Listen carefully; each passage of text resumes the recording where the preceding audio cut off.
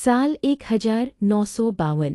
एक पुराना शहर जहां वक्त जैसे धीरे धीरे सांस लेता था। तंग गलियां, कच्ची सड़कें, हवेलियों के झरोखे और हर कोने में बसी एक सादगी भरी जिंदगी।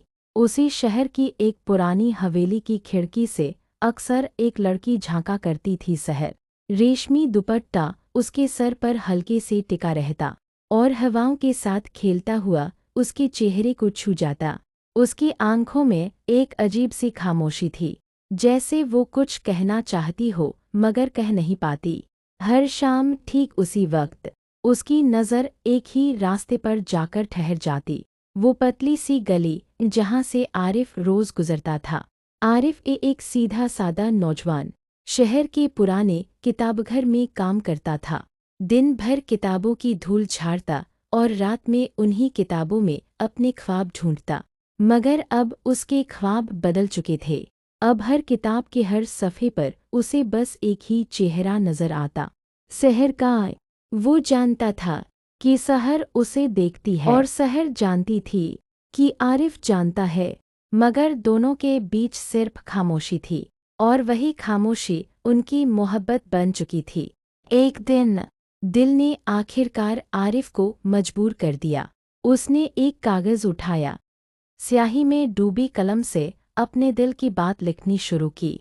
शहर, तुम रोज़ उसी झरोखे से मुझे देखती हो और मैं रोज़ तुम्हारे इंतज़ार में अपनी धड़कनों को महसूस करता हूँ। शायद ये मोहब्बत नहीं, ये एक खामोश इबादत है। अगर ये खामोशी ही हमारी तकदीर है तो मैं उम्र भर खामोश रहूँगा। बस तुम उस झरोखे पर आना मत छोड़ना। आरिफ खत लिख तो लिया, मगर उसे देने की हिम्मत कभी ना जुटा सका। दिन यूं ही गुजरते रहे, नज़रों की बातें, खामोश इशारे और अधूरी मोहब्बत। फिर एक दिन सब कुछ बदल गया। आरिफ के अब्बा का तबादला अचानक लखनऊ हो गया। उसे शहर छोड़ना था, उस गली को छोड़ना था और सबसे बढ़कर इस शहर को छोड़ना था। आखिरी बार वो उसी गली से गुजरा। दिल में उम्मीद थी कि आज शहर जरूर झरोखे पर होगी, मगर आज वो खिड़की खाली थी। ना वो दुपट्टा, ना वो आंखें, ना वो खामोशी, सिर्फ सन्नाटा।